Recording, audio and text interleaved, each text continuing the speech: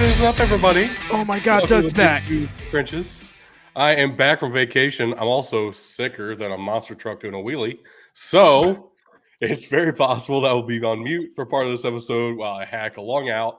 If that happens, feel free to laugh at me, but also I won't be able to respond. So nothing I can do about it. Just do me a favor and keep both lungs in the body. We'll be okay. I can't promise that. No promises. I had to do that last week though, so I wouldn't be too like don't sweat it too much.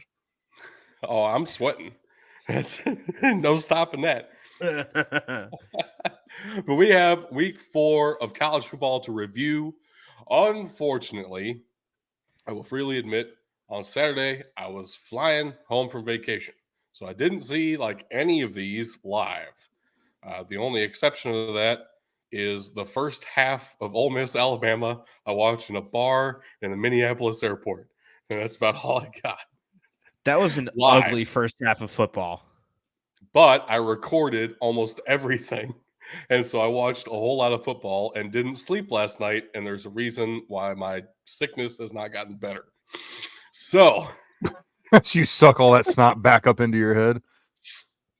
Let's go, baby. That's what college football is all about. I'm gonna mute for a second.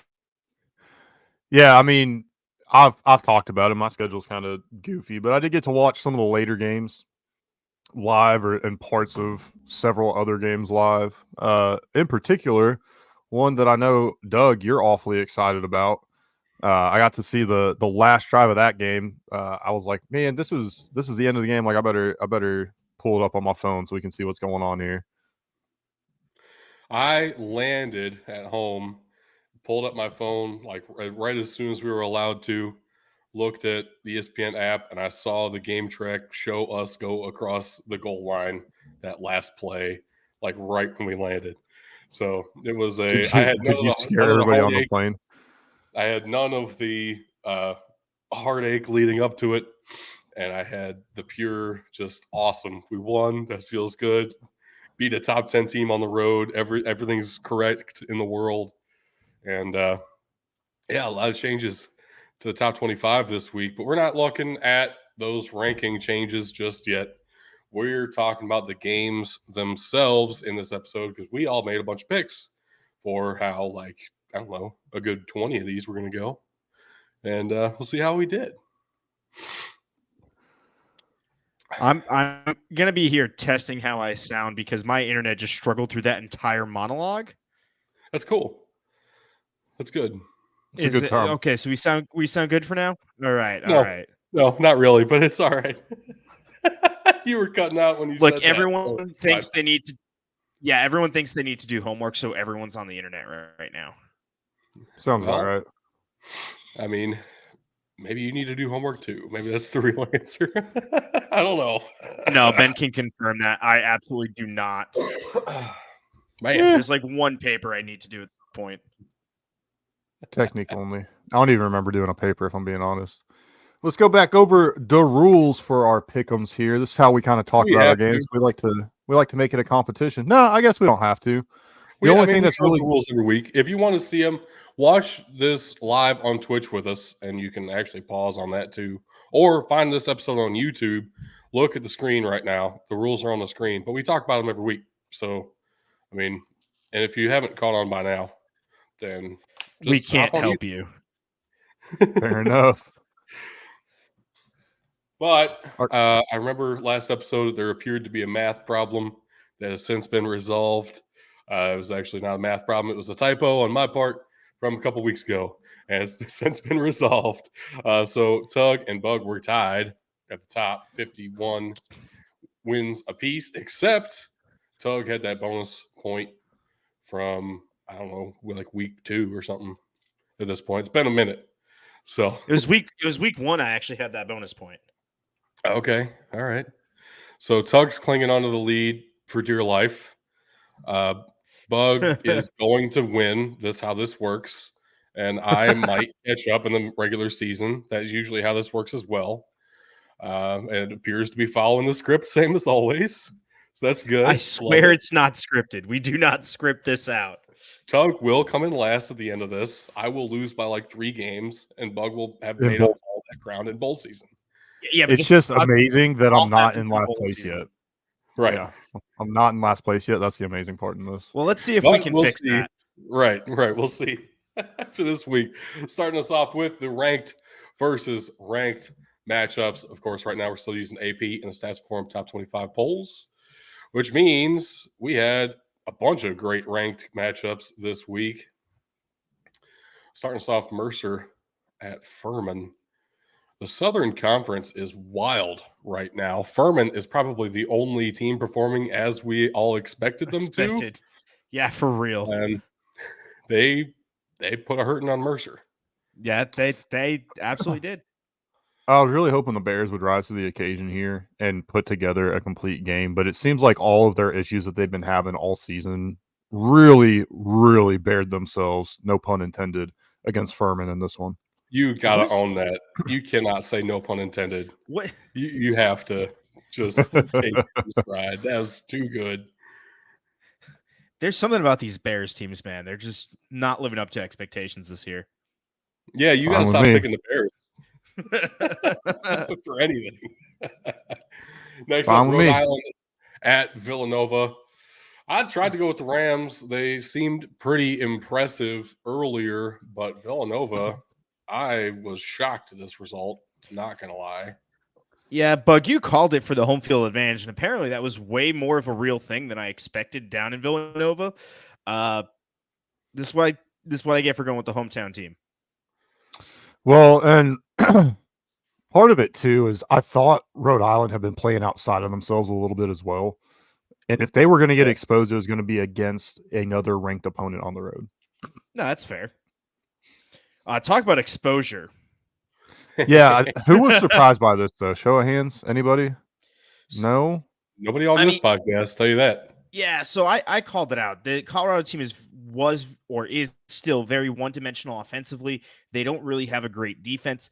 That being said, I expected this game to be bad, not this bad. I do expect next weekend to be a lot closer just because neither team has defense. That is probably partially true. USC just gave up 28 to Arizona State. I'm not disagreeing that Colorado will be able to score more points than this. I'm just thinking that USC's offense might actually still be more high-powered than Oregon's. I'm still taking USC. It might end up being like a 77-35 game where this was 42-8. That's so maybe the same, but in like it's a scale. It'll land somewhere. It depends where the spread is for me, but depending on the spread, I might take Colorado against the spread. But for our pick'em, there's no way I'm not taking SC this week. I think the bigger thing Colorado against anything next week. Yeah, I think the bigger thing you got to look at too is everybody. There's a lot of people that don't like Deion Sanders for whatever reason. Take your pick. He kind of gives people a lot. I'm not saying that he doesn't, but what gets me is when you look at this team like this week and next week.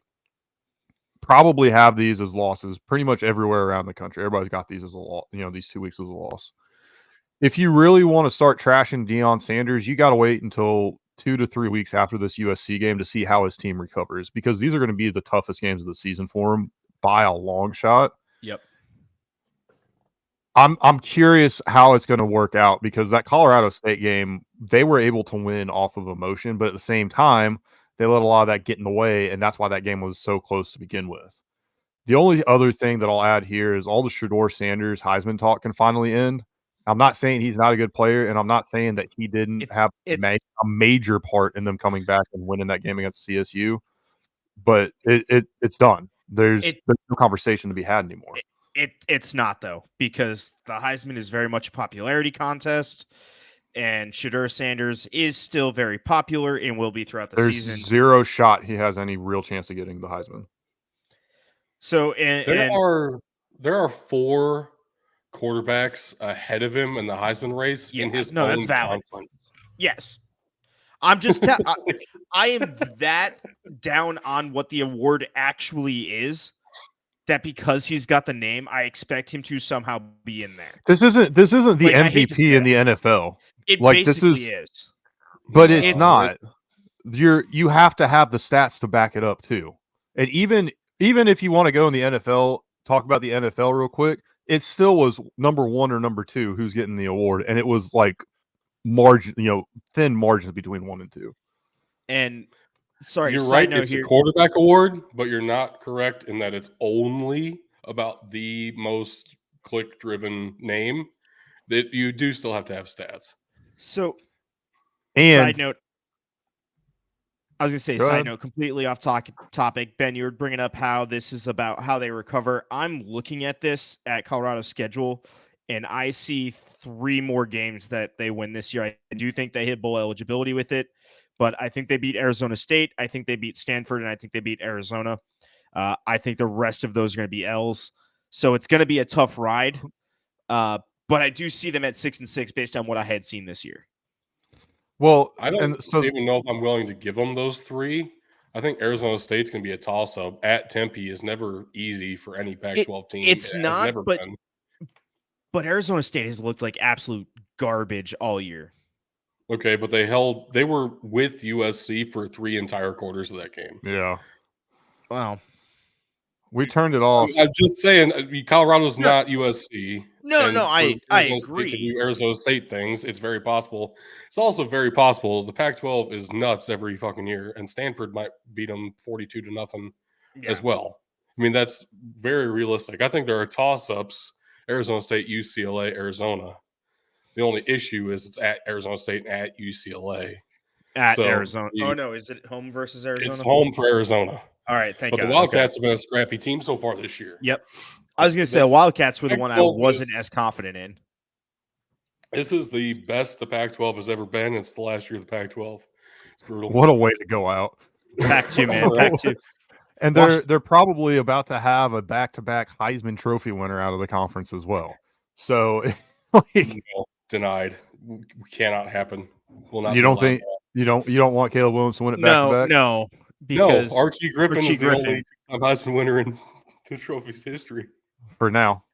So the only you. other player that's allowed to get back-to-back Heismans must play for Ohio State. Exactly.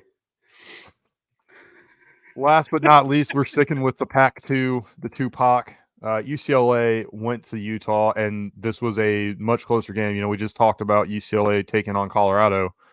I'm very interested for if Colorado is going to be able to compete in that one with the way UCLA hung with Utah in this one.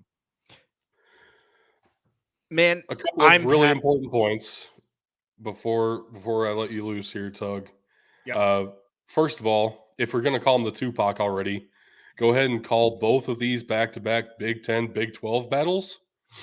And Big 10 is 1-1 in these 2 matchups.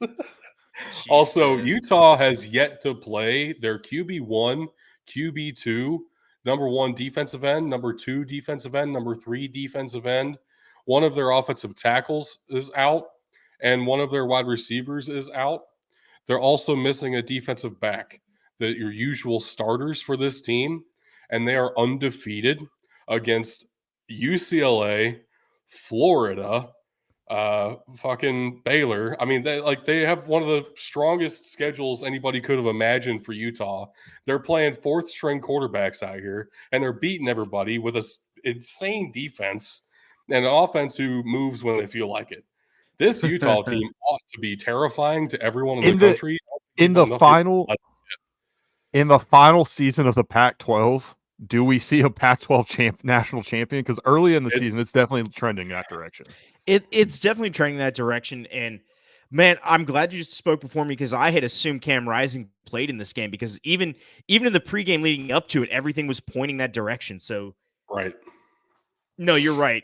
Utah is scary when he comes back.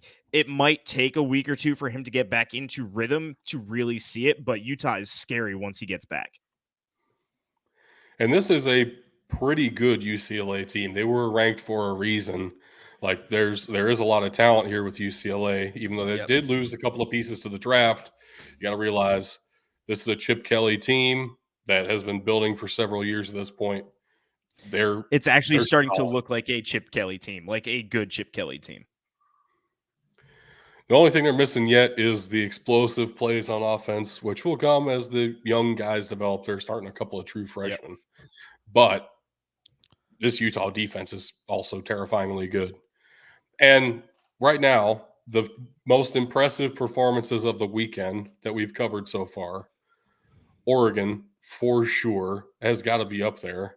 Yep. Also, one we aren't going to talk about because they didn't play a ranked opponent, but oh my gosh, Washington looks like potentially the best team in the country. Like, the Pac-12 is fucking great this season. There's your Heisman frontrunner, in my opinion, at this point in the season, is Michael Penix. Plays for Washington, not Washington State. I fixed my...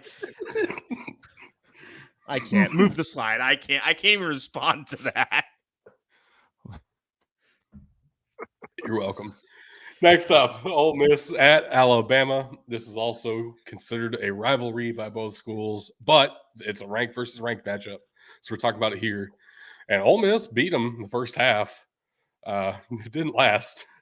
No, so I was at this game, and I got to say that Brian Denny did not disappoint. It was a different feeling, and you could see it right out of halftime. Alabama came out, and they played like they got their ass chewed at halftime, which I'm sure they did. And it finally started to, throughout that second half, look like the Alabama we expected. They got things moving on the ground. Jalen Milroe started getting some time. And everyone's saying that Jalen Milroe is the problem, obviously has not been looking at that offensive line, because that has been the problem. That was what changed in that second half. That's why Alabama wins this game. I honestly don't know if I would be able to play football better with a bite taken out of my ass. Dude, so it puts you into a new gear. Like, I'm just telling you. And I didn't say bite taken out. They just chewed a little bit, made it a little sore. This show's wild. Look, hey, I will eat the loss. I will eat the loss on this one for the next result. I like the next result. Well, next result is number 4 Sacramento State headed to number 7 Idaho, and the Vandals took care of business. Yeah, I have to say, all right, Tug, you took Idaho before I got in, make my picks, and then I came in and was like, yes, I need to stake claim to Sacramento State, because I actually thought that Bug was going to take Idaho. And that's why I took Sacramento State. It was like anti-skunk philosophy. Look, I'm pretty sure. Hold on, I'm pretty sure if you pick before Bugger Eye, we're going to default in the FCS matchup unless we definitively know the team. Doug went this way. I'll go that way. The best player in this matchup was always going to be Idaho receiver Hayden Hatton, and he played like it for sure. And if I need to go into these FCS ranked versus ranked matchups like legitimately and not trying to anti-skunk myself, because I know that you guys don't know what you're talking about. So I'm just gonna I went with Sacramento State because they were ranked higher, but I was nervous about it. I like Tug taking Idaho because they were the home team, because they do have such a great home field advantage with that stadium. I was very nervous about this game.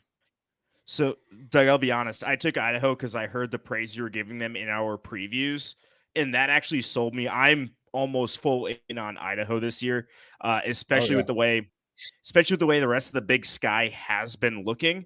Outside of Montana State, even Montana had a very bad loss this week. I don't know if very bad's the correct word, but they had a bad loss. It is very bad. Montana does not deserve to be in the top 25, and they dropped out of it, even though they were number 13. So yeah. So I want you to know I do listen to you, and I was very happy taking Idaho, and your analysis did not disappoint. No, Idaho. This is the same Idaho team that beat Nevada 33-6. Like, this is a damn good FCS school right now, and they have a really terrifying offense. And the Big Sky ought to be scared. Probably everybody except for Montana State. We'll get to them in a minute.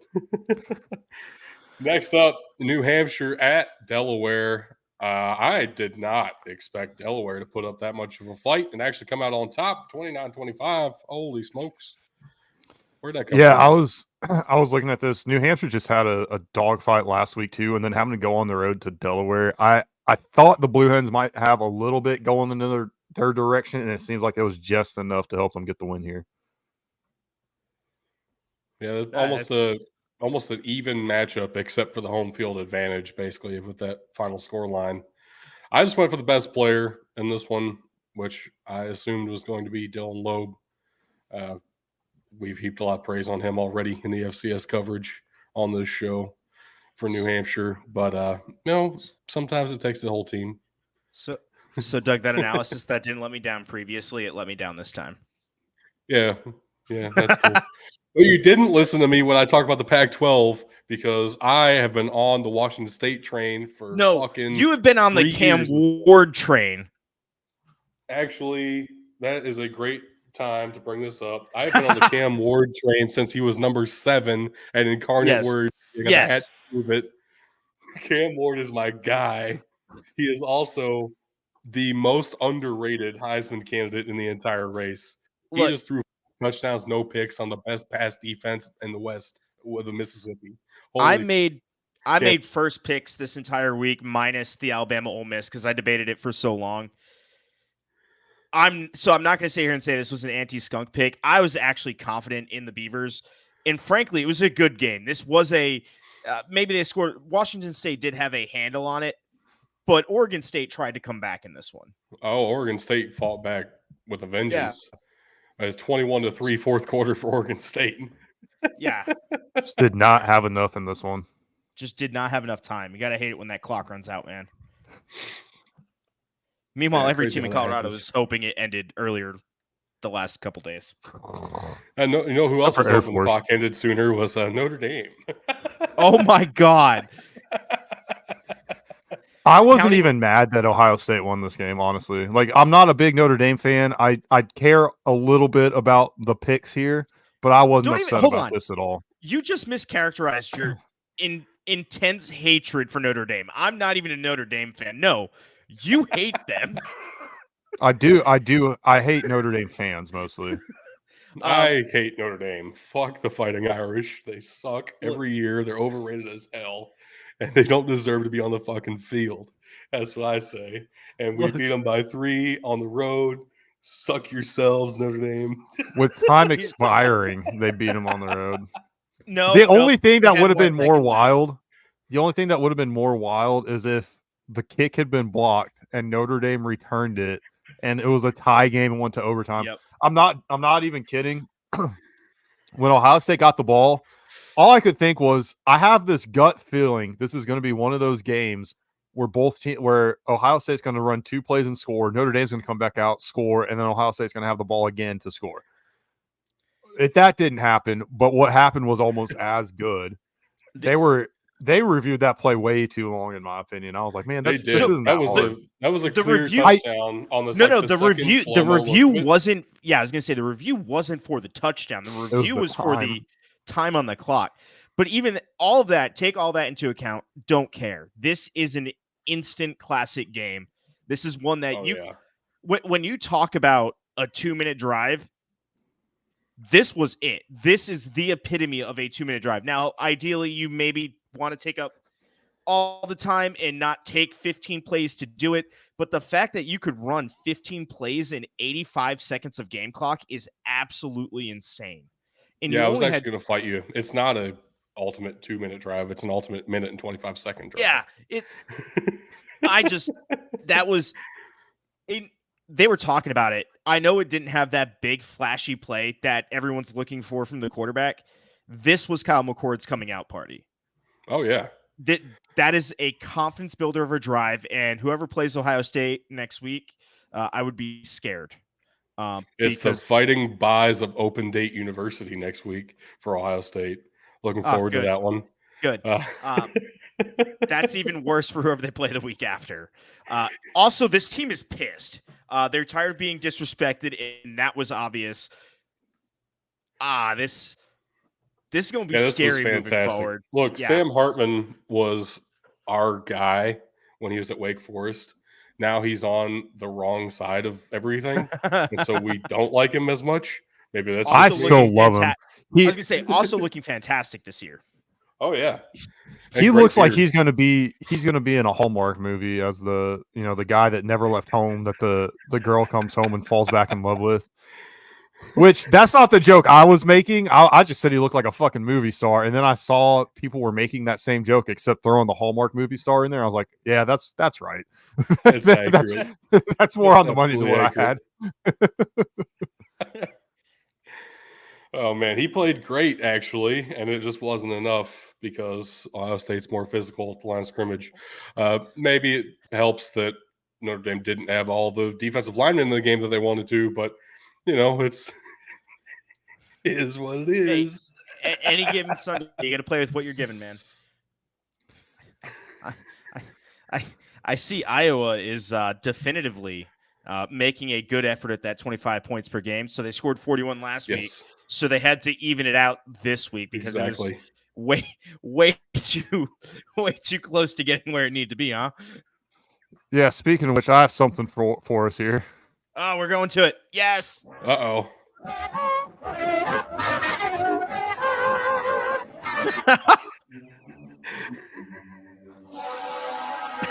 Oh no. This is only going to get worse. I don't know who else they score on at this point.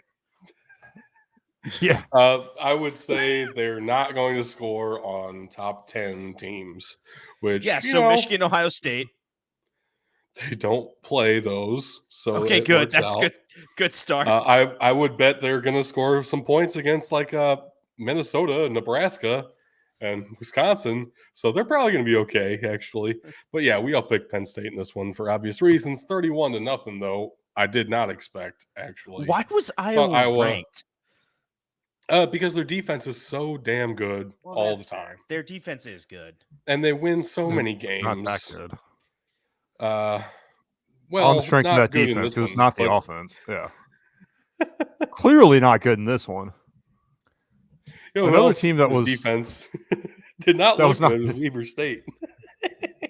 I really like the shutout surprises me. Looked real good. You get shut out at home, man. Montana State Bobcats 40-0 over number 10 Weber State. To say there's a gap between the top 3 FCS schools and the rest of them is probably a bit of an understatement at this point in the season. We're looking at South Dakota State, North Dakota State, and Montana State, and then the field. Everybody else, like the field. That is. I am. This was a conference matchup as well, right? Yes. Yep.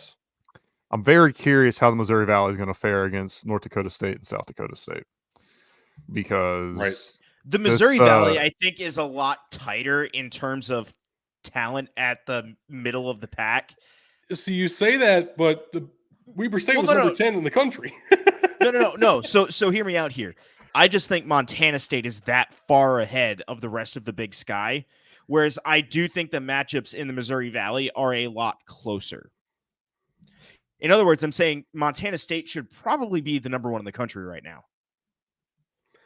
Well, they're definitely not going to unseat South Dakota State, and people were really pissed when people had them voting Montana State as number 2 over North Dakota State. So evidence. I know.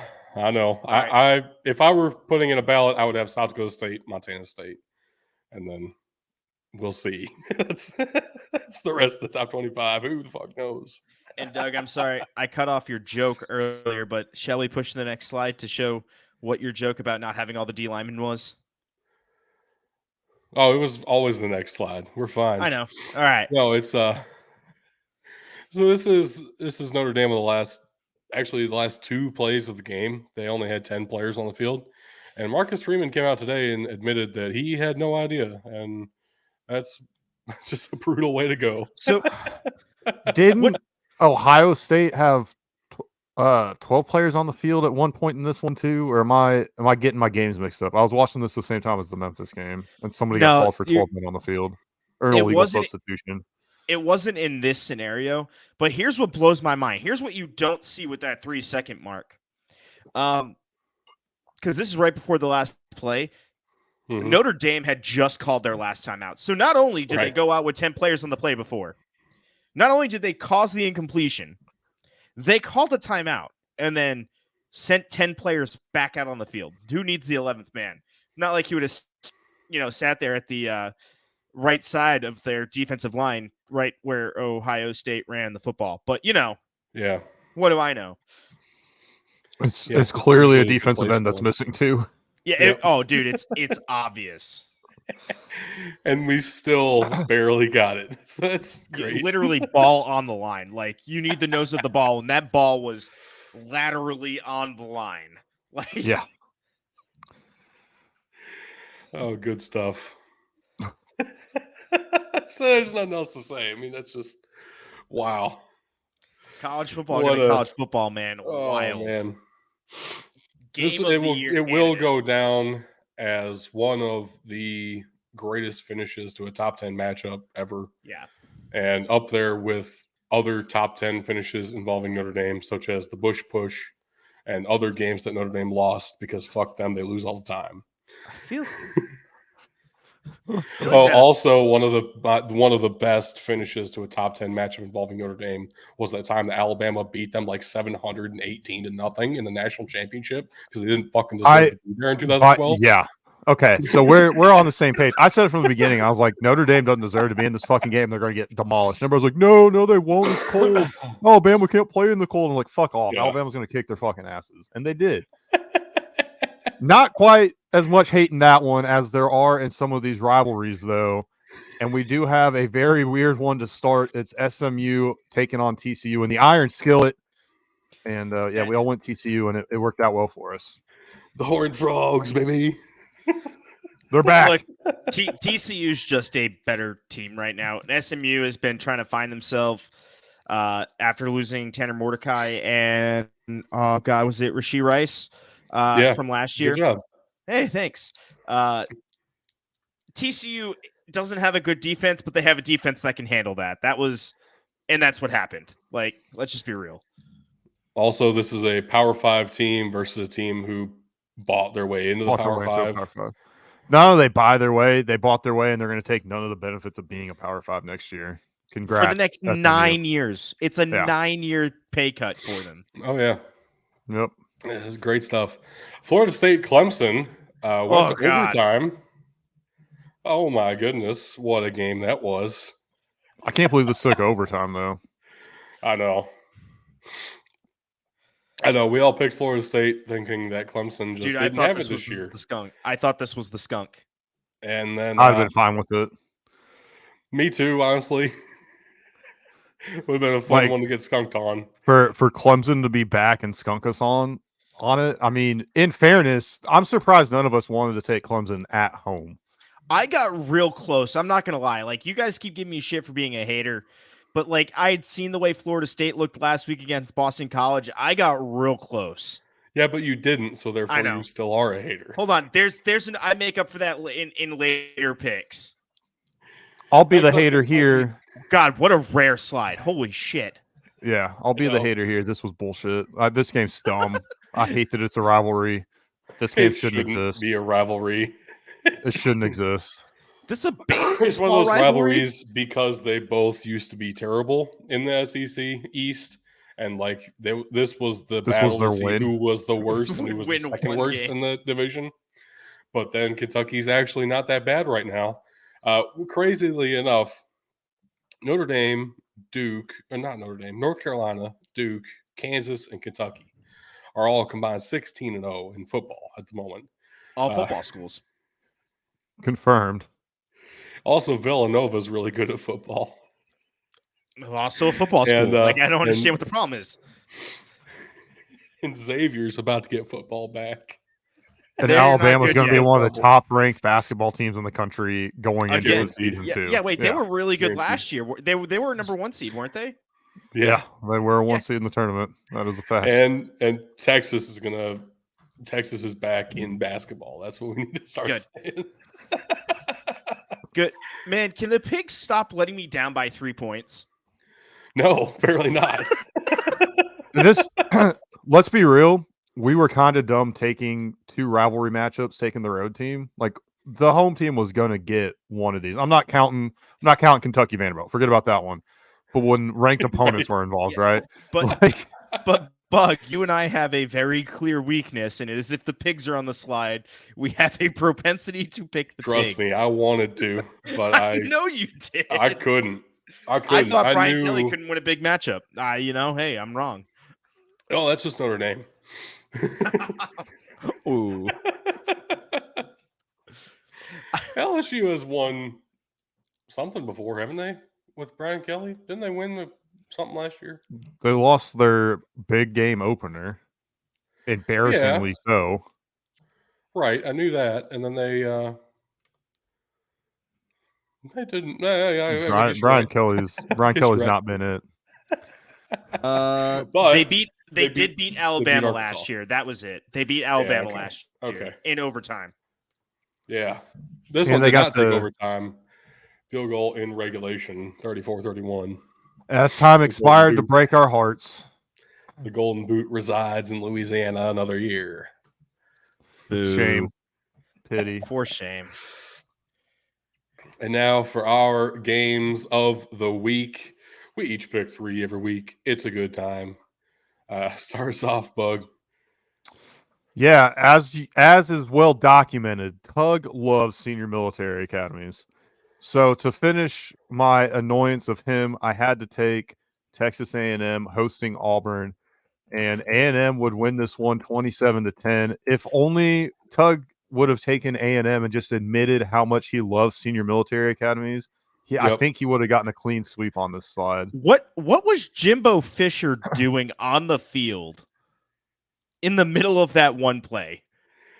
You know, like he didn't pull Mike Tomlin. He didn't trip the guy. Like he was out of the way, but he was on the field. He was in position to make the tackle. He really was. It's a problem he didn't make the tackle. Let's be real. So again, I picked this game because I expected this to be a game of not so much Auburn winning as much as I expected to be Texas A&M beating themselves because they like to do that. And they did try for a good bit to beat themselves, so it didn't look too bad for me there for a bit. Next up, you forgot that Auburn's coach is Hugh Freeze, who also likes to beat himself off. So, yeah, but the last time they well got documented, right? Oh, but the last time they got into great. The last time Auburn got into a beat-off competition, they beat Cal. Which is great when they just fired their last coach for, he hanging out with the off. intern too much. Yeah. Anyway. Different vices. Yeah, that's getting beat off. That's a different problem. Anyway, UTSA went to Knoxville to take on number 23 Tennessee, and I foolishly thought UTSA just has not been showing us who they are so far this season. This was going to be a rebound for them. They were. In the words of the late great Dennis Green, they are who we thought they were. They are not good, and it's kind of depressing. Yeah, and Tug and I picked Tennessee because we're not retards. Oh. However, we all fucked up this one. Dude, what is going on with SEMO? The slide has begun. Losing the SIU game is derailing their season, and Eastern Kentucky finally remembered how to play football. I mentioned that I was nervous in this one. And I kind of regret not taking Eastern Kentucky, but they've just not looked good until they played a ranked opponent at home.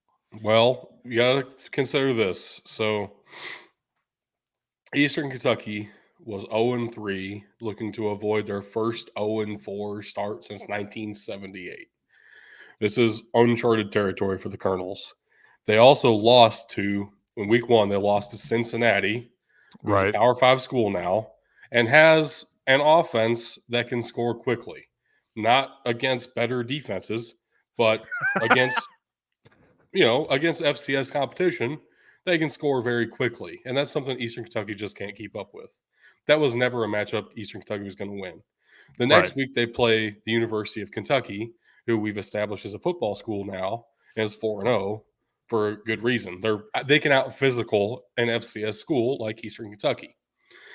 So the only other game that we really had to go off of for Eastern Kentucky, I mean, Western Carolina came out of nowhere and is good.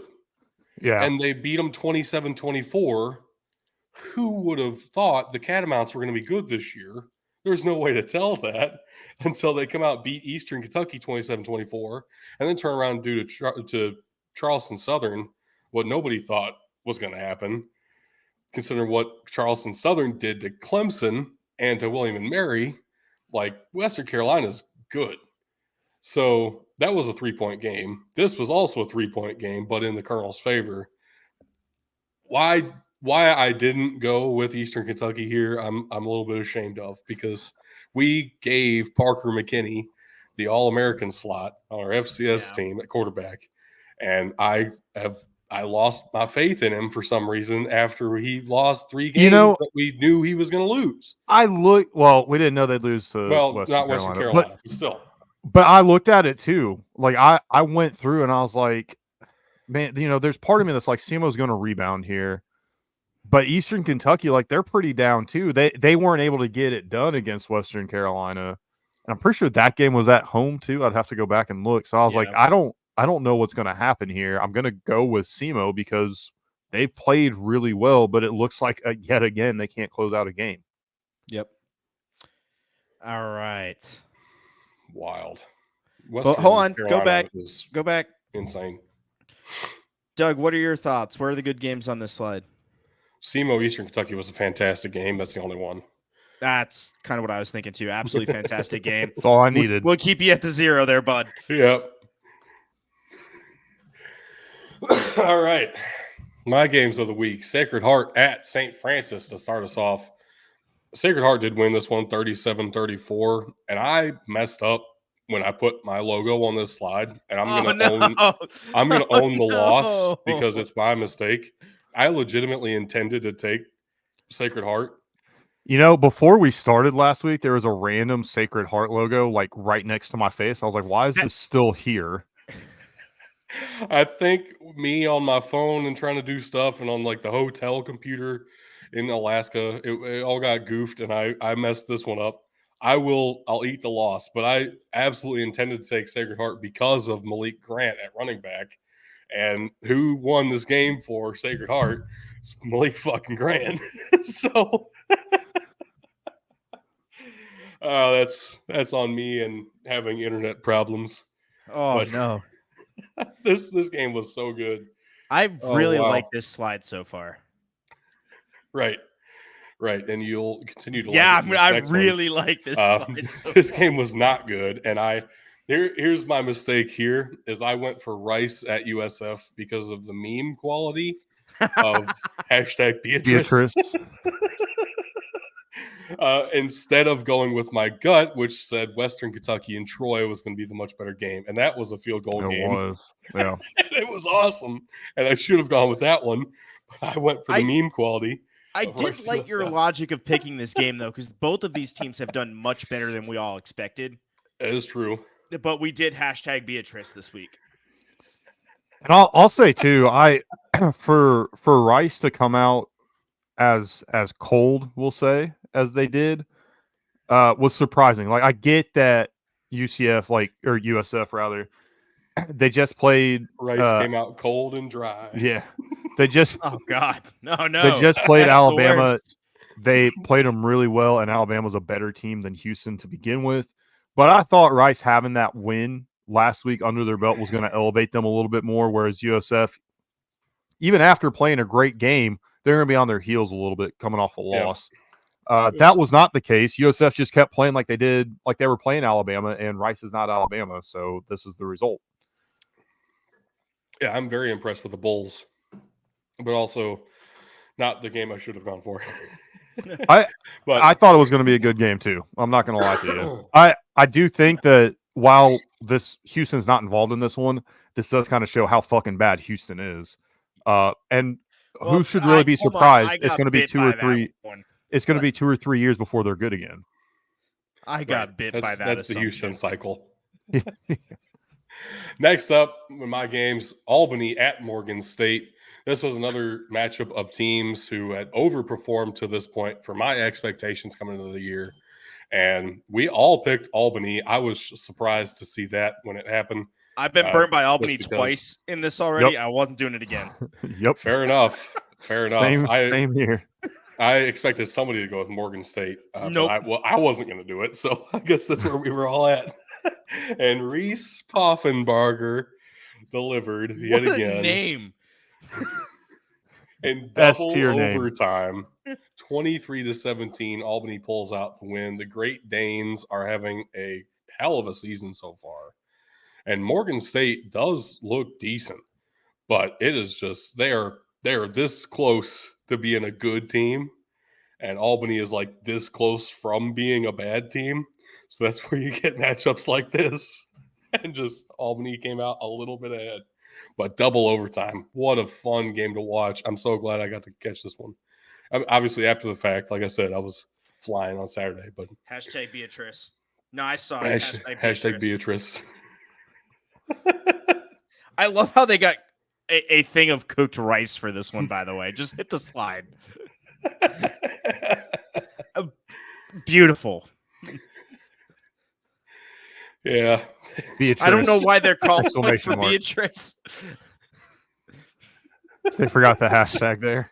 Somebody needs to tell their marketing department that spaces are okay. Not in hashtags, but Right. You could do hashtag beat, hashtag rice. No. Hashtag Beatrice. You've got at least, I think you've got two good games here. I say two good games. I've got the first one, Sacred Heart at St. Francis and Albany at Morgan State. I'll just default any game that goes to overtime. Good game. I can Generally most speaking, of the time get behind yeah. that. Yeah. There we go. I I'll take can't my think bonus of point. Yeah, I can't think of one time that in my immediate head that Illinois, overtime Penn games State. That game was awesome, for the record. The overtime. The correct answer is that Virginia Tech game where they pan to the sidelines, end of regulation at 0-0. And you see Frank Beamer like, yes! I wanted overtime. Oh, man. All right, Frank let's Beamer. bring it to mine. All right, Appalachian State at Wyoming. Look, I was very interested. This is two honestly, really good group of five teams this year. I hate Wyoming. Y'all know this, but I had to pick Wyoming at home. Appalachian State, that's still a big elevation change for them. And actually, that's exactly what happened in this game. Appalachian State was leading the entire game, and then they just got gassed at the end. And I can very much attest to the elevation changes affecting you. I was in Denali National Park and got winded stepping out of the truck to take pictures. That's So the Cowboys take this one. It's a little bittersweet for me, but I'll take the dub here. Yeah, Appalachian State was the better team, and fucking home field advantage unlike any other. That's what happens in Laramie, man. Nope. All right, Sam Houston State at Houston. Look, Sam Houston State, I was giving a nod to their defense here personally, and Houston has looked like utter garbage. That they kind of fixed that. They did not look like utter garbage, and Sam Houston looks like their linebackers were lost this week because that is pretty much everything I've seen out of them that's been really good this year. They're the only team to hold Air Force to under 200 rushing yards in a game. Sam Houston State looked like a team that's making the jump from the FCS to the FBS in this one. Weird. I think I think in 2 years this will be a competitive matchup, but right now it's just not there. Like I said, actually no, because in 2 years Houston will be good again for another 2 years. Oh yeah, that's right. That's right. My bad. But again, I was thinking Sam Houston State's defense could have helped them stay in this game. Houston's offense has looked absolutely atrocious this year on every level.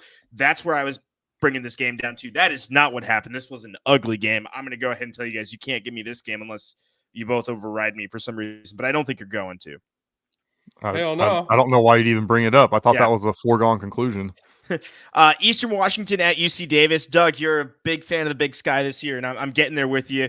I picked late games because I know you like watching those late games, so I gave you something to do when you got home. Eastern Washington has been a pleasant surprise all year. UC Davis is also a really good team. I was going to take the hot hand here, not that UC Davis has been losing, but Eastern Washington has been playing like you referenced with Rhode Island earlier, Ben, maybe a little outside themselves. And I expected that to continue this week. They did. They pulled out the upset over number 15 UC Davis. And actually, I think both of these teams, are they still ranked? They should both still be ranked because Eastern Washington was right on the cusp last week. I know Eastern Washington's number 19. Yep. And UC Davis is number 21. There you go. That's actually why I was leaning towards that, is I was picking that because I was like, this should be a ranked matchup. Yeah. Legitimately, I picked UC Davis because they were the home team in this one. Only reason. And it went through my mind. I did that this week, and it bit me in the ass. Bit you. So I just got to go with like what I actually think. That should be my game plan. Probably might work for me. Who knows?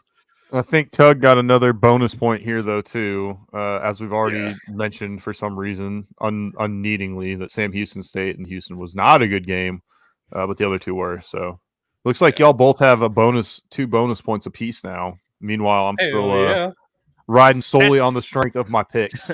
Doug, this is where you and I are going to make a big difference in our records over Bug. And you say it's a big difference, but we're all separated by one single point in the actual overalls. The bonus points are the only things making that separation. No, but that's where you and I need them. You and I need the bonus points. So with the bonus points, you're sitting at a very nice 69. So that's cool. Nice. I'm at 68. Picking everything wrong the rest of the season. And then Bug is at 65.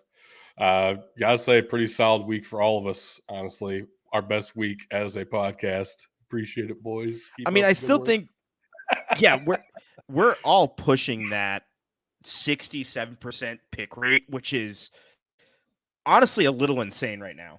And we need to start gambling. That's what this means. Nope, that's not what this means. Nope. If it was legal in Missouri, I probably would have put a couple doubloons down on a couple games. You put money on this shit, and all of a sudden my mind goes to hell, and I can't make a pick.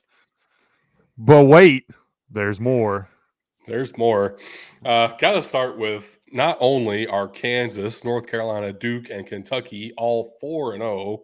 So is Georgia State for, I don't know when the last time they've been 4-0 is. Might be the first time ever. I actually don't know that. But they received a singular vote in the coaches poll this week. It's their first vote in the coaches poll in school history. Very excited for the Georgia State Panthers. Good stuff. Love to see it. That's huge. But also there were some awesome games that we didn't end up talking about. I want to start with Boise State at San Diego State simply because this was a field goal game. Great game. But also the win here means that Boise State now has a winning record against every other school in the Mountain West. They were tied with San Diego State overall in Mountain West play, and now they have the lead over San Diego State. They are the best team in the Mountain West's history for that, just definitively, period, dot. Can we ask why Indiana needed 4 overtimes to beat Akron? What the fuck are they doing over there? Because the MAC has beaten a Big Ten school every year for the last 4 years, and Indiana broke the trend. Let's go, Indiana. But why did you need 4 overtimes? Jesus Christ. Because they don't have Michael Penix anymore. That's why. He's in Washington. He's looking like the best quarterback in the country. Really, that's what it comes down to. We already talked about Western Kentucky and Troy being a fantastic game down in Alabama. And Memphis, Missouri. Western Kentucky with that one, by the way. So almost happy I didn't take it. Memphis and Missouri playing in the Dome at the America's Center in St. Louis. This game ended up being a lot better than I thought it would. There was one point where Mizzou was up 2 scores, and I was like, if they score here, I'm done. Memphis was able to get the stop.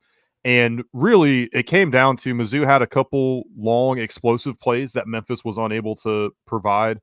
And Memphis shot themselves in the foot more times than once, really. They had a pick in the red zone. They had a couple holding penalties that really pushed them back, put them in 3rd and long situations versus 3rd and manageable. I'm really impressed with Memphis in this one. If this team had played against Navy, I would have thought that they had a chance against Missouri, and I would have expected this, but this was a pleasant surprise. I got to tell you, I'm gonna take it right now before we even put our picks in for next week. I'm taking the Memphis Boise game because I'm very, very excited to see that game now. That's gonna be a really good game. Oh yeah. I have no idea which way I'll pick, but I definitely want that to be one of my games next week. So getting ahead of it. I do want to say I heard you guys when I was out on vacation that you were surprised I picked Rutgers over Virginia Tech when I did. The reason I did that is because I realize Virginia Tech and Virginia both suck ass. Now that there are other FBS schools in the state of Virginia, James Madison is better. Liberty is better than both of those. And Old Dominion ain't that far behind. So there are too many FBS schools in the state of Virginia for UVA and VET to keep up. And Marshall proved that yet again at Marshall, a 7-point game for the Thundering Herd. And look, the other team in West Virginia won too over Texas Tech. I was going to say, is West Virginia good this year? That's why I put this on here. Texas Tech is surprising me for the wrong reasons. West Virginia is surprising me for the right reasons so far this season. Maybe not firing Neil Brown was the right decision, actually. We'll find out. We have a lot of football left to be played. Who knows? What is it? Is it panic time for Minnesota yet? Yes. Probably. Especially considering this. Northwestern put up 21 unanswered in the fourth quarter to send it to overtime. And then won in overtime. Unreal. I mean, in fairness, the grass was probably long. It probably played a factor here. You know, it tires you out faster. The grass was too long to row the boat in. That's what happened. PJ Fleck doesn't Northwestern play on turf now too? Isn't that the best part? Am I wrong? No, they don't. They play on grass, and they grow it long still. I know. I know that was a thing. I didn't know if they had changed it yet. No, I know they've got the Like, stadium plans. I didn't know if they changed the turf yet. PJ Fleck might be looking for a new job at the end of the season if this keeps going the way it is. Probably. New Mexico State at Hawaii. The nightcap was phenomenal. Hawaii ends up winning on a time expiring field goal, 20-17. Unfortunately, our beloved Jerry Kill is not performing as well as we had hoped so far this season, but also very fun to watch. So there's at least that. They've been in all of them. Very entertaining games, yeah. And then FCS games this week. Cornell over Yale. Yale starting 0-2 on the year. And Yale was the team we thought was the team to beat in the Ivy League. Very fascinating here. Bryant over Princeton in overtime, too. I like that. Didn't expect anything out of Bryant this year. No, give the Bulldogs some love, though. What's going on in Charleston, Illinois? Because Eastern Illinois is dude, I'm loving it. Well, who's their quarterback? Who's the next NFL quarterback coming out of Eastern Illinois? Yeah, Romy Tomono is the new walk-on freshman. No, Eastern Illinois is wild, out of nowhere, legitimately winning games this year. I don't know if they're legitimately good or not, but they're legitimately winning games. Something we couldn't say about them before. So, just saying, I picked him last week. Nobody believed me. I still don't believe it, but it happened. Tug, why did you do this? I don't know, man. Then Northern Arizona knocking off Montana after losing to Utah. Yeah. Wild. Oh, yeah. And not even like a one-score happenstance wild turn of events. Doubled them up. 28-14. Like a legit beating of the Grizzlies here. The Lumberjacks are not as bad as everybody thought they were, and Montana is worse than everybody thought they were. Literally everybody. Oh my gosh, they're the worst 3-1 team of all time. And you thought Western Carolina had done some damage. You thought that the Dolphins put the hurt on the Broncos. That's nothing compared to what Western Carolina did to Charleston Southern. It actually is. It's one more touchdown and one less point. Stop it. No, it is nothing compared to what Western Carolina did to Charleston Southern. It is nothing. You don't. The Dolphins are nothing. The Dolphins are nothing. Nada. You don't see the NFL. The Western Carolina starters Catamounts. The Western in the Carolina Catamounts fourth quarter. are phenomenal this season. No, I'm not denying that. I'm just sitting there going, you don't see what we saw this weekend. On all Go back accounts. to that slide on a second, both though. I do want to accounts. talk about this because we gotta legitimately think about how wild the Southern Conference is this year. Because VMI also just beat Wofford 17-14. There is one team atop the SoCon this year. It is not Samford at the moment. It is Chattanooga, who we thought was going to be a middle-of-the-road team in the SoCon.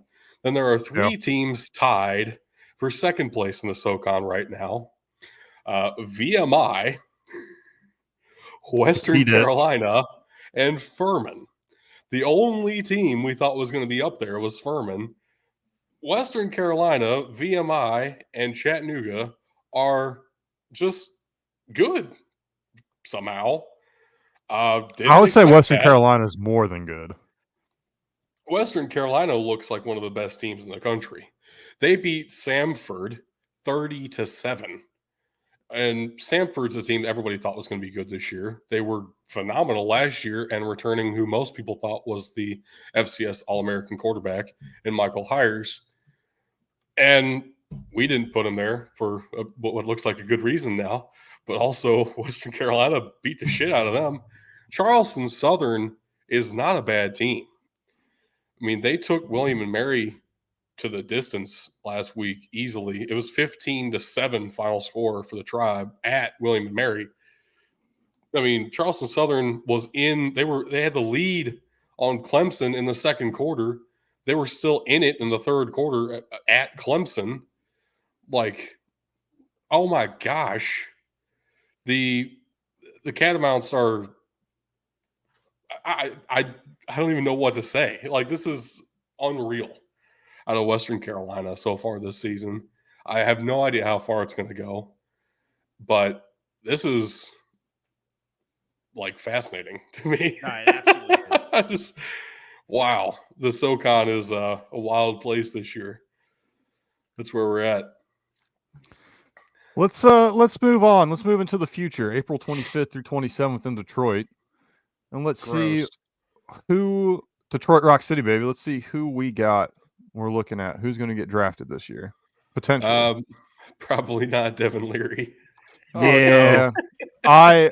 His numbers were not great going into this. He had almost tied his. He had 3 interceptions already, compared to 4 all season last year. And so here's the reason why I had him on, and I wish I were able to speak to why I had him listed here, but I remember what he did in 2021 with NC State and just how damn good that offense ran with Devin Leary at the helm.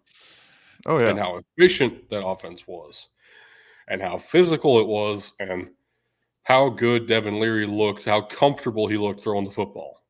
Now he's at Kentucky replacing second-round quarterback Will Levis, the same system that potentially could get him into the second-round conversation. Who knows? Right? It's that same scheme still, the same pieces around him. Let's see if we can see those traits and see a competitive quarterback looking comfortable in a pro-style offense with a very physical team around him. Maybe not the best route-running team or whatever, but if you can play quarterback well, it's going to show anyway, right? The way Will Levis did. And we just aren't seeing the same guy. What I am concerned happened is that the injury that knocked him out in 2022 is lingering and probably will affect him going forward. Just he's not going to be the same football player is what I expect has happened here, because Devin Leary used to look like a quarterback I could have seen going the first round when he was a true junior, probably a redshirt sophomore. Like, it's heartbreaking how far he's fallen off after how good he looked a few years ago. But on the plus side, after being injured last year with the COVID rule, with other rules, he could play a 7th year in college. I mean, why not? Right. Definitely. He needs to improve this year, and he needs to have a good year next year, and then get that 7th year to be able to really improve his stock. And we got And guys then trying to get 9 years. get into the combined XFL, USFL, whatever that's going to be called. Man, for don't like 3 years, and then he can be a the practice squad quarterback for the Bears, probably. the Facebook compete with groups Tyson Bagent. are Oof. ridiculous. Yeah, hopefully they just fucking put in Tyson Bagent. That's a different discussion. I would love to see it, honestly. That'd be I would hilarious. love to see it too. I mean, if you're not going to use the guy right, yeah, just change quarterback. And defensive side of the ball, I went with one of those linebackers for Sam Houston that we have been talking about. Trevor Williams was the team MVP this year, I think, third-time captain coming into the season, all around recognized as the heart and soul of this defense. And he racked up 11 tackles. It looked like he was about the only one who knew where to be on the field at times this game against Houston, which is good for him, not good for Sam Houston. That's why Houston beat them by a lot. But this is one of the, I believe, 3 linebackers that Sam Houston redshirted in their senior season in 2022 so that they could play their first year in the FBS together. And it's really awesome to see. I love that story. Mostly wanted to pick Trevor Williams for that storyline. But also he actually individually played pretty well against Houston, I thought, watching him. I don't know if that'll actually help his NFL draft stock coming in as a 5'9", 210-pound linebacker. Can we? But if we can see a hybrid pass coverage, maybe in the box, kind of a safety role, there could be a position for him somewhere.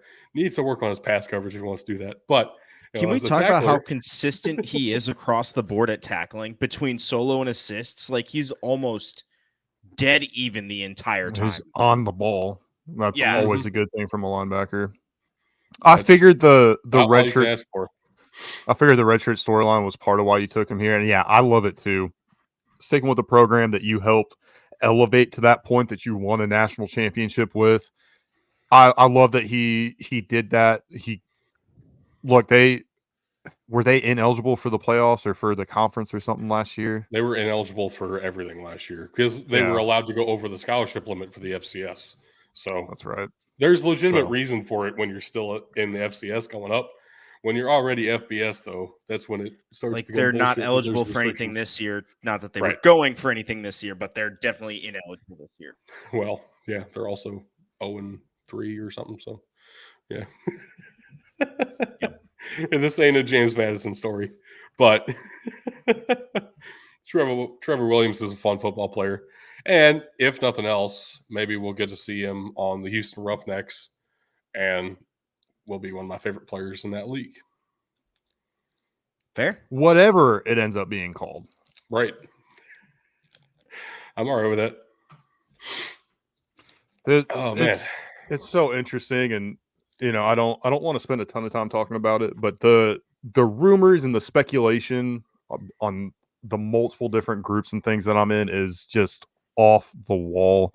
The USFL deleted their Discord entirely, which I think they should have done before the season even started this year. If you remember all the drama that was going on with that.